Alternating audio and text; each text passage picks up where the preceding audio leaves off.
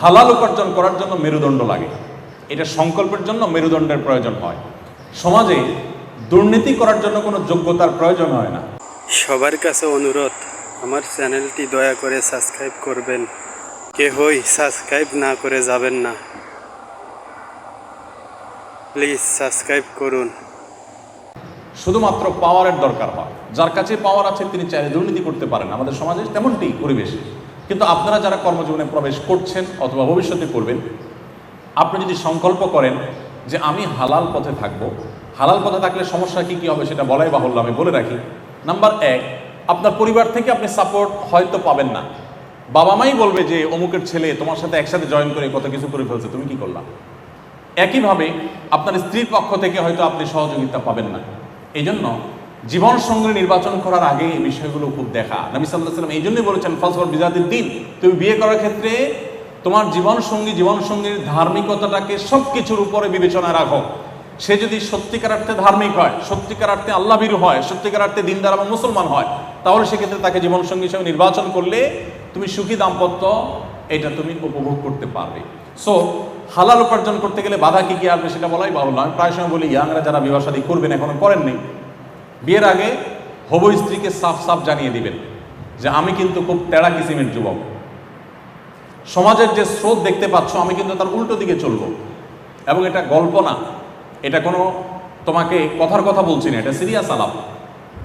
আমার স্ত্রী হয়ে তুমি কিন্তু অনেক বেশি শাড়ি চুড়ি পরতে পারবে না, অনেক ভালো গাড়িতে হয়তো চড়তে পারবে না, আমার বন্ধুরা দোস্তরা অনেকে অনেক কিছু করবে, আমি কিন্তু করবো না। কোনো রকম নুন পান্তাকে বেঁচে থাকতে হতে পারে। সো এরকম একজন শক্ত এবং গোড়া কিসিমের যুবকের সাথে তোমার জীবন আদৌ যাবে কিনা তুমি একটু ভেবে চিনতে নাও।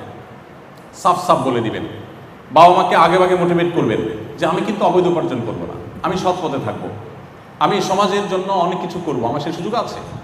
এটা যদি আপনি আগে থেকে প্রতিজ্ঞা করেন, ইনশাল্লাহ আপনার জীবনের জন্য সহজ হবে। আমি সবসময় একটা কথা বলার চেষ্টা করি, স্রোতের বিপরীতে চলতে পারা এটাই মানুষের সার্থকতা। স্রোতের বিপরীতে সবাই চলতে পারে না। একটা ছোট্ট মাছের ফোনা, ছোট্ট একটা মাছের বাচ্চা, দেখবেন পানির স্রোত যেদিক যাচ্ছে সে উল্টো দিকে যাওয়ার চেষ্টাটা করে। কিন্তু একটা বিশাল বড় গাছ যার মধ্যে প্রাণ থাকতে পারে কিন্তু প্রাণী না, এই গাছটা যখন উপড়ে পড়ে পানির স্রোতে স্রোতে সে কিন্তু তাকে ভাসিয়ে নিয়ে যায়। সে কিন্তু স্রোতের বিপরীতে আসতে পারে না, কারণ তার মধ্যে প্রাণ থাকতে পারে কিন্তু সে প্রাণী না। আর একটা প্রাণী, একটা মাছের ফোনা, সে কিন্তু উল্টা দিকে চলার চেষ্টাটা করে। অসৎ পথে চলবার জন্য কোনো যোগ্যতার দরকার হয় না, সৎ পথে চলার জন্য যোগ্যতার প্রয়োজন হয়। অসৎ পথে চলার জন্য মেরুদণ্ডের প্রয়োজন হয় না, সৎ পথে চলার জন্য মেরুদণ্ডের প্রয়োজন হয়। আপনার ভিতরে যদি সেরকম দৃঢ় মনোবল থাকে, আপনি যদি সংকল্প করেন যে আমি হারাম উপার্জন করবো না, সবচেয়ে বড় কথা হলো আমি এজ এ মুসলিম কিয়ামতের ময়দানে আল্লাহর কাছে আমার জবাবদিহি করতে হবে। নবী করিম সাল্লাল্লাহু আলাইহি ওয়াসাল্লাম বলেছেন লা তাযালু কদামা আবদিন হাত্তা ইউসআলা আন আরবা, 4টি প্রশ্নের উত্তর দেওয়া ছাড়া কোনো মানুষ কিয়ামতের দিন পা নাড়াতে পারবে না।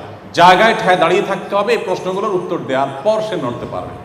এর ভিতরে একটা হলো ওয়ান মালিহি মিন আইনা ইকতাসাবাহু ওয়া ফিমা আনফাক, মানুষের সম্পদ সম্পর্কে জিজ্ঞাসা করা হবে, কোথা থেকে উপার্জন করেছো আর কোথায় খরচ করেছো, এই জবাব দিয়ে আপনাকে করতে হবে। এই জন্য হালাল উপার্জন করার যে স্বাদ আছে, আমি আপনাদেরকে সে স্বাদ আস্বাদন করবার জন্য আহ্বান করছি।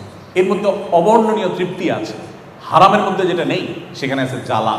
বাহ্যিকভাবে সম্পদের পাহাড় হয় কিন্তু সেই সাথে থাকে অন্তর্জ্বালা। অতএব হালাল উপার্জনের ক্ষেত্রে আপনারা কোনো কম্প্রোমাইজ করবেন না, এটা সংকল্প এখন থেকে করে ফেলুন। চাইলে একটি লাইক দিয়ে ফেসবুকে দেখে থাকলে ফলো করুন।